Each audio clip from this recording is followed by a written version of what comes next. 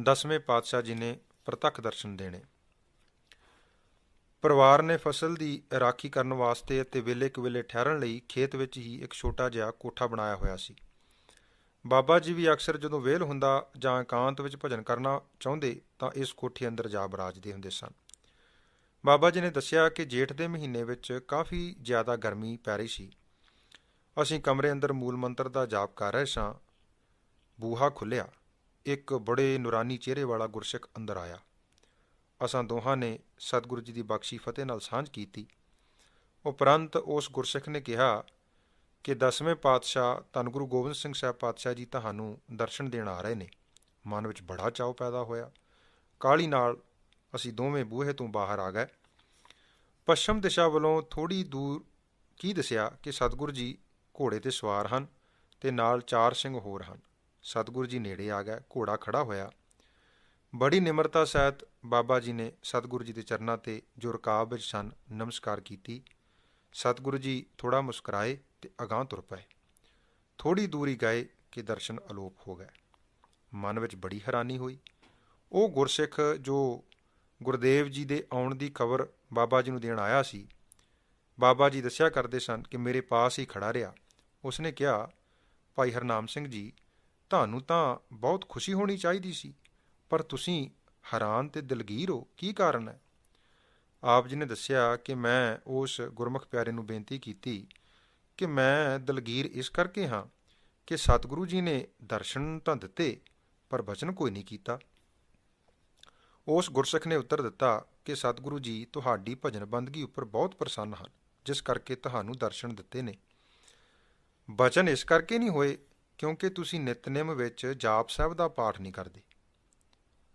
ਬਾਬਾ ਜੀ ਨੇ ਕਿਹਾ ਕਿ ਜਾਪ ਸਾਹਿਬ ਦਾ ਪਾਠ ਥੋੜ੍ਹਾ ਕਠਿਨ ਹੋਣ ਕਰਕੇ ਮੈਂ ਨਹੀਂ ਕਰਦਾ। ਸ੍ਰੀ ਸੁਖਮਨੀ ਸਾਹਿਬ ਆਸਾ ਜੀ ਦੀ ਵਾਰ ਤਾਂ ਹਰ ਰੋਜ਼ ਕਰਦਾ। ਗੁਰਸਿੱਖ ਨੇ ਉੱਤਰ ਦਿੱਤਾ ਕਿ ਜੋ ਸਤਿਗੁਰੂ ਜੀ ਦਾ ਹੁਕਮ ਹੈ ਉਸ ਨੂੰ ਪੂਰਾ ਕਰਨਾ ਅਤ ਜ਼ਰੂਰੀ ਹੈ। ਜੇ ਕੋਈ ਸਿੱਖ ਨਿਤਨੇਮ ਦੀ ਬਾਣੀ ਨੂੰ ਛੱਡ ਕੇ ਹੋਰ ਆਪਣੀ ਮਰਜ਼ੀ ਨਾਲ ਜਿੰਨੀ ਮਰਜ਼ੀ ਬਾਣੀ ਪੜ੍ਹੀ ਜਾਵੇ, ਗੁਰੂ ਸਾਹਿਬ ਜੀ ਦੀ ਉਸ 'ਤੇ ਪੂਰੀ ਖੁਸ਼ੀ ਨਹੀਂ ਹੁੰਦੀ। ਜੋ 5 ਪਿਆਰਿਆਂ ਦੁਆਰਾ ਦੱਸੇ ਸਤਿਗੁਰੂ ਦੇ ਹੁਕਮ ਨੂੰ ਪੂਰਾ ਕਰਕੇ ਫੇਰ ਹੋਰ ਭਜਨ ਸਿਮਰਨ ਕਰਦਾ ਹੈ ਜਾਂ ਬਾਣੀ ਪੜ੍ਹਦਾ ਹੈ, ਸਤਿਗੁਰੂ ਜੀ ਦੀ ਉਸ 'ਤੇ ਬੇਅੰਤ ਖੁਸ਼ੀ ਹੁੰਦੀ ਹੈ। ਜੋ ਹੁਕਮ ਮੰਨਣ ਵਿੱਚ ਢਿੱਲ ਕਰਦਾ ਹੈ, ਗੁਰੂ ਸਾਹਿਬ ਜੀ ਦੀ ਪੂਰਨ ਬਖਸ਼ਿਸ਼ ਤੋਂ ਵਾਂਝਿਆ ਰਹਿ ਜਾਂਦਾ ਹੈ। ਇਹੋ ਹੀ ਕਾਰਨ ਹੈ ਕਿ ਆਪ ਜੀ ਜਾਪ ਸਾਹਿਬ ਦਾ ਪਾਠ ਨਹੀਂ ਕਰਦੇ, ਜਿਸ ਕਰਕੇ ਸਤਿਗੁਰੂ ਜੀ ਨੇ ਕੋਈ ਬਚਨ ਨਹੀਂ ਕੀਤਾ। ਉਸੇ ਦਿਨ ਤੋਂ ਭਾਵੇਂ ਕਿੰਨਾ ਵੀ ਸਮਾਂ ਲੱਗੇ, ਸਹਿਜੇ ਸਹਿਜੇ ਹਰ ਰੋਜ਼ ਜਾਪ ਸਾਹਿਬ ਦਾ ਪਾਠ ਨਿਤਨੇਮ ਵਿੱਚ ਬਾਬਾ ਜੀ ਨੇ ਸ਼ਾਮਲ ਕਰ ਲਿਆ ਅਤੇ ਥੋੜ੍ਹਾ ਥੋੜ੍ਹਾ ਕਰਕੇ ਜਵਾਨੀ ਵੀ ਕੰਠ ਕਰ ਲਿਆ। ਗੁਰਬਾਣੀ ਵੀ ਜੋ ਗੁਰਸਿੱਖ ਨੇ ਬਾਬਾ ਜੀ ਨੂੰ ਸਤਿਗੁਰੂ ਜੀ ਦੇ ਹੁਕਮ ਮੰਨਣ ਦਾ ਉਪਦੇਸ਼ ਦਿੱਤਾ, ਉਸੇ ਤਰ੍ਹਾਂ ਗੁਰੂ ਹੁਕਮ ਮੰਨਣ ਦੀ ਪ੍ਰੋੜਤਾ ਗੁਰਬਾਣੀ ਵੀ ਕਰਦੀ ਹੈ। ਆਸਾ ਦੀ ਵਾਰ ਵਿੱਚ ਗੁਰੂ ਹੁਕਮ ਹੈ ਕਿ ਹੁਕਮ ਮੰਨਿਆ ਹੋਵੈ ਪ੍ਰਵਾਨ, ਤਾਂ ਖਸਮੇ ਕੰਮ ਹੈਲ ਪਾਈ ਸੀ। ਤਥਾ ਗੁਰੂ ਨਾਨਕ ਦੇਵ ਸਾਹਿਬ ਜੀ ਦਾ ਫਰਮਾਨ ਹੈ, ਹੁਕਮ ਰਜਾਈ ਜੋ ਚੱਲੈ ਸੋ ਪਵੈ ਖਜ਼ਾਨੈ। ਇੱਥੇ ਕੋਈ ਵੀ ਹੀਲ ਹੁਜਤ ਜਾਂ ਛੋਟ ਨਹੀਂ। ਜਿਵੇਂ ਤੀਸਰੇ ਪਾਤਸ਼ਾਹ ਧੰਨ ਗੁਰੂ ਅਮਰਦਾਸ ਸਾਹਿਬ ਜੀ ਦਾ ਫਰਮਾਨ ਹੈ ਸੋਰਠ ਰਾਗ ਵਿੱਚ, ਸੋ ਸਿੱਖ ਸਖਾ ਬੰਧਪ ਹੈ ਭਾਈ, ਜੇ ਗੁਰ ਕੇ ਭਾਣੇ ਵਿੱਚ ਆਵੈ। ਆਪਣੈ ਭਾਣੈ ਜੋ ਚੱਲੈ ਭਾਈ, ਵਿਛੜ ਚੋਟਾਂ ਖਾਵੈ। ਗੁਰੂ ਕੀ ਸਿੱਖੀ ਵਿੱਚ ਤਾਂ ਹੁਕਮ ਮੰਨਣ ਨੂੰ ਹੀ ਪ੍ਰਧਾਨਤਾ ਦਿੱਤੀ ਗਈ ਹੈ। ਜੋ ਗੁਰੂ ਦਾ ਹੁਕਮ ਮੰਨਦਾ ਹੈ ਉਹ ਪ੍ਰਵਾਨ ਚੜ੍ਹ ਜਾਂਦਾ ਹੈ। ਸਿੱਖੀ ਹੈ ਹੀ ਹੁਕਮ ਮੰਨਣਾ। ਹੁਕਮ ਮੰਨੇ ਸੋ ਜਨ ਪ੍ਰਵਾਨ, ਅਤੇ ਗੁਰਮੁਖ ਹੁਕਮ ਮੰਨੇ ਸਹਿ ਕੇਰਾ, ਹੁਕਮੇ ਹੀ ਸੁਖ ਪਾਏ, ਹੁਕਮੋ ਸੇਵੇ, ਹੁਕਮ ਅਰਾਧੇ, ਹੁਕਮੇ ਸਮੈ ਸਮਾਏ। ਜਿਵੇਂ ਬਾਬਾ ਲਹਿਣਾ ਜੀ ਨੇ ਸਤਿਗੁਰੂ ਨਾਨਕ ਦੇਵ ਜੀ ਦਾ ਹੁਕਮ ਮੰਨਿਆ। ਜੋ ਸਤਿਗੁਰਾਂ ਨੇ ਹੁਕਮ ਕੀਤਾ ਉਸ ਨੂੰ ਸਿਰ ਮੱਥੇ 'ਤੇ ਰੱਖ ਕੇ ਉਸ ਦੀ ਕਮਾਈ ਕਰ ਵਿਖਾਈ। ਹੁਕਮ ਮੰਨਣ ਦਾ ਸਦਕਾ ਸਤਿਗੁਰੂ ਗੁਰੂ ਨਾਨਕ ਪਾਤਸ਼ਾਹ ਜੀ ਨੇ ਬਾਬਾ ਲਹਿਣਾ ਜੀ ਵਿੱਚ ਆਪਣੀ ਜੋਤ ਧਰ ਕੇ ਬਾਬਾ ਲਹਿਣਾ ਜੀ ਤੋਂ ਗੁਰੂ ਅੰਗਦ ਦੇਵ ਸਾਹਿਬ ਬਣਾ ਦਿੱਤਾ। ਸਾਰੇ ਸਤਿਗੁਰਾਂ ਦਾ ਇਤਿਹਾਸ ਸਾਡੇ ਸਾਹਮਣੇ ਹੈ। ਜਿਨ੍ਹਾਂ ਨੇ ਵੀ ਹੁਕਮ ਮੰਨਿਆ ਉਹ ਪ੍ਰਵਾਨ ਚੜ੍ਹ ਗਏ। ਗੁਰੂ ਅਮਰਦਾਸ ਜੀ ਦੇ ਹੁਕਮ ਮੁਤਾਬਕ ਹੁਕਮ ਮੰਨੇ ਸੋਈ ਸੁਖ ਪਾਏ, ਹੁਕਮ ਸਿਰ ਸਾਹਾਂ ਪਾਤ ਸਾਹਾ ਹੈ, ਤਥਾ ਹੁਕਮ ਮੰਨੈ ਤਾਂ ਹਰ ਮਿਲੈ, ਤਾਂ ਵਿੱਚੋਂ ਹਉਮੈ ਜਾਏ। ਗੁਰਸਿੱਖਾਂ ਲਈ 5 ਪਿਆਰਿਆਂ ਦੁਆਰਾ ਮਿਲਿਆ ਉਪਦੇਸ਼ ਗੁਰੂ ਹੁਕਮ ਹੈ। ਇਸ ਲਈ ਢਿੱਲ ਕੀਤਿਆਂ ਗੁਰੂ ਜੀ ਦੀ ਪੂਰਨ ਖੁਸ਼ੀ ਤੋਂ ਵਾਂਝੇ ਰਹਿ ਜਾਂਦਾ ਹੈ। ਵੱਡੇ ਭਾਈ ਸਰਦਾਰ ਤਾਰਾ ਸਿੰਘ ਜੀ ਨੂੰ ਸੁਪਨੇ ਵਿੱਚ 10ਵੇਂ ਪਾਤਸ਼ਾਹ ਜੀ ਨੇ ਦਰਸ਼ਨ ਦੇਣੇ ਤੇ ਬਚਨ ਕਰਨਾ। ਬਾਬਾ ਜੀ ਦੱਸਦੇ ਹੁੰਦੇ ਸਨ ਕਿ ਪਹਿਲੇ ਵਾਂਗ ਹੀ ਉਹਨਾਂ ਨੇ ਭਰਾਵਾਂ ਨਾਲ ਕੰਮ ਵਿੱਚ ਪੂਰਾ ਸਾਥ ਦੇਣਾ ਅਤੇ ਅਧਿਆਤਮਕ ਪੰਥ ਦੀ ਪਹਿਲੀ ਘਾਲ ਨੂੰ ਹੀ ਨਿਰੰਤਰ ਜਾਰੀ ਰੱਖਿਆ। ਹੁਣ ਯਤਨ ਤੋਂ ਬਿਨਾਂ ਹੀ ਸਿਮਰਨ ਜਾਰੀ ਰਹਿੰਦਾ, ਕੋਈ ਉਚੀਚਾ ਉਪਰਾਲਾ ਕਰਨ ਦੀ ਲੋੜ ਨਾ ਪੈਂਦੀ।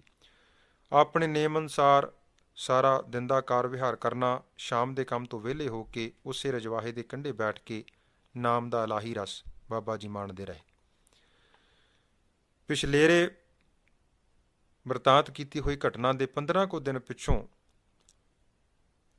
ਸਾਡੇ ਵੱਡੇ ਭਾਈ ਸਰਦਾਰ ਤਾਰਾ ਸਿੰਘ ਜੀ ਨੂੰ 10ਵੇਂ ਪਾਤਸ਼ਾਹ ਨੇ ਸੁਪਨੇ ਵਿੱਚ ਦਰਸ਼ਨ ਦਿੱਤੇ ਤੇ ਕਿਹਾ ਕਿ ਭਾਈ ਹਰਨਾਮ ਸਿੰਘ ਨੂੰ ਤੁਸੀਂ ਹੁਣ ਕੰਮ ਤੋਂ ਵਿਹਲੇ ਕਰ ਦਿਓ। ਉਹਨਾਂ ਨੂੰ ਸਰੀਰਕ ਤੌਰ ਤੇ ਕਾਫੀ ਖੇਚਲ ਹੁੰਦੀ ਹੈ। ਉਹਨਾਂ ਦੇ ਜਿੰਮੇ ਕੋਈ ਹੋਰ ਡਿਊਟੀ ਲੱਗੀ ਹੈ ਜਿਸ ਨੂੰ ਉਹਨਾਂ ਨੇ ਸਾਕਾਰ ਕਰਨਾ ਹੈ। ਭਾਈ ਤਾਰਾ ਸਿੰਘ ਜੀ ਨੇ ਦਿਨ ਚੜ੍ਹਨ ਤੇ ਸਾਰੇ ਭਰਾਵਾਂ ਨੂੰ ਇਕੱਠੇ ਕਰਕੇ ਰਾਤ ਵਾਲੀ ਵਾਰਤਾ ਦੱਸੀ ਤੇ ਕਿਹਾ ਕਿ ਭਾਈ ਚਾਹੇ ਸੁਪਨਾ ਸਮਝ ਲਵੋ ਚਾਹੇ ਪ੍ਰਤੱਖ ਸਮਝ ਲਵੋ, ਮੈਨੂੰ ਇਸ ਤਰ੍ਹਾਂ ਗੁਰੂ ਪਾਤਸ਼ਾਹ ਜੀ ਨੇ ਹੁਕਮ ਕੀਤਾ ਹੈ। ਮੇਰਾ ਮਨ ਤਾਂ ਪੂਰਨ ਯਕੀਨ ਵਿੱਚ ਹੈ ਤੇ ਸਾਨੂੰ ਗੁਰੂ ਮਹਾਰਾਜ ਜੀ ਦਾ ਹੁਕਮ ਸਮਝ ਕੇ ਇਸ ਬਚਨ ਨੂੰ ਮੰਨ ਲੈਣਾ ਚਾਹੀਦਾ ਹੈ। ਬਾਕੀ ਭਰਾਵਾਂ ਨੇ ਵੀ ਹਾਂ ਵਿੱਚ ਹਾਂ ਮਿਲਾਈ ਕਿ ਸੱਚਮੁੱਚ ਹੀ ਭਾਈ ਹਰਨਾਮ ਸਿੰਘ ਜੀ ਨੂੰ ਖੇਚਲ ਤਾਂ ਬਹੁਤ ਹੈ। ਸਾਰਾ ਦਿਨ ਸਾਡੇ ਨਾਲ ਬਰਾਬਰ ਦਾ ਕੰਮ ਕਰਦੇ ਹਨ, ਰਾਤ ਸਿਮਰਨ ਭਜਨ ਵਿੱਚ ਬਤੀਤ ਕਰਦੇ ਹਨ। ਸੋ ਸਾਰਿਆਂ ਨੇ ਫੈਸਲਾ ਕੀਤਾ ਤੇ ਆਪ ਜੀ ਨੂੰ ਕਹਿਣ ਲੱਗੇ ਕਿ ਤੁਸੀਂ ਹੁਣ ਆਪਣੀ ਮੌਜ ਨਾਲ ਜੋ ਕਰਨਾ ਚਾਹੋ ਕਰੋ, ਸਾਡੇ ਵੱਲੋਂ ਆਪ ਜੀ ਨੂੰ ਪੂਰਨ ਆਜ਼ਾਦੀ ਹੈ। ਬਾਬਾ ਜੀ ਨੇ ਸਾਰੇ ਭਰਾਵਾਂ ਨੂੰ ਕਿਹਾ ਕਿ ਕੰਮ ਜ਼ਿਆਦਾ ਹੈ, ਤੁਸੀਂ ਇਸ ਤਰ੍ਹਾਂ ਕਰੋ, ਕਿਸੇ ਨੌਕਰ ਦੀ ਟੋਲ ਭਾਲ ਕਰ ਲਵੋ, ਜਦੋਂ ਨੌਕਰ ਮਿਲ ਗਿਆ ਮੈਂ ਕੰਮ ਛੱਡ ਦਿਆਂਗਾ। ਸੋ ਥੋੜ੍ਹੇ ਹੀ ਦਿਨਾਂ ਵਿੱਚ ਇੱਕ ਚੰਗਾ ਪ੍ਰੇਮੀ ਨੌਕਰ ਮਿਲ ਗਿਆ ਜਿਸ ਨੇ ਬਾਬਾ ਜੀ ਦੀ ਇੱਕ ਜਗ੍ਹਾ ਸਾਰਾ ਦੁਨਿਆਵੀ ਕਾਰੋਬਾਰ ਸੰਭਾਲ ਰਿਹਾ। ਹੁਣ ਉਸ ਕੰਮਕਾਰ ਦੇ ਸਮੇਂ ਜਦ ਆਪ ਖੇਤਾਂ ਵਿੱਚ ਕੰਮ ਕਰਨ ਜਾਂਦੇ, ਜਲ ਪਾਣੀ ਛਕ ਕੇ ਬਾਹਰ ਨਜ਼ਦੀਕ ਹੀ ਛੋਟੀਆਂ-ਛੋਟੀਆਂ ਪਹਾੜੀਆਂ ਸਨ, ਉੱਥੇ ਚਲੇ ਜਾਂਦੇ, ਨਾਮ ਸਿਮਰਨ ਦੇ ਉਲੀਕੇ ਨਿਯਮ ਨੂੰ ਪੂਰਾ ਕਰਕੇ ਦੁਪਹਿਰ ਨੂੰ ਘਰ ਆਉਂਦੇ, ਲੰਗਰ ਛਕ ਕੇ ਮੁੜ ਉਹਨਾਂ ਪਹਾੜੀਆਂ ਦੀ ਇਕਾਂਤ ਵਿੱਚ ਜਾ ਬਰਾਜਦੇ ਤੇ ਪ੍ਰਭੂ ਯਾਦ ਵਿੱਚ ਲੀਨ ਰਹਿੰਦੇ। ਰਾਤ 9-10 ਵਜੇ ਘਰ ਆ ਕੇ ਲੋੜ ਅਨੁਸਾਰ ਆਹਾਰ ਕਰਕੇ ਆਰਾਮ ਕਰਦੇ। ਤੜਕੇ 2 ਵਜੇ ਫਿਰ ਸਾਵਧਾਨ ਹੋ ਕੇ ਸ਼ੌਚ ਇਸ਼ਨਾਨ ਕਰ ਨਿਤਨੇਮ ਕਰਕੇ ਪਿੱਛੋਂ ਗੁਰੂ ਚਰਨਾਂ ਵਿੱਚ ਨਮਸਕਾਰ ਕਰਕੇ ਫਿਰ ਉਹਨਾਂ ਹੀ ਪਹਾੜੀਆਂ ਦੀ ਇਕਾਂਤ ਵਿੱਚ ਜਪੋ ਤਾਂ ਇੱਕੋ ਨਾਮਾ ਅਵਰ ਨਿਰਾਫਲ ਕਾਮਾਂ ਦੀ ਕਾਰ ਕਰਦੇ ਹੋਏ ਸੱਚੀ ਕਾਰ ਕਮਾਵਣੀ, ਸੱਚੇ ਨਾਲ ਪਿਆਰ ਦੇ ਪੂਰਨਿਆਂ ਨੂੰ ਸਾਕਾਰ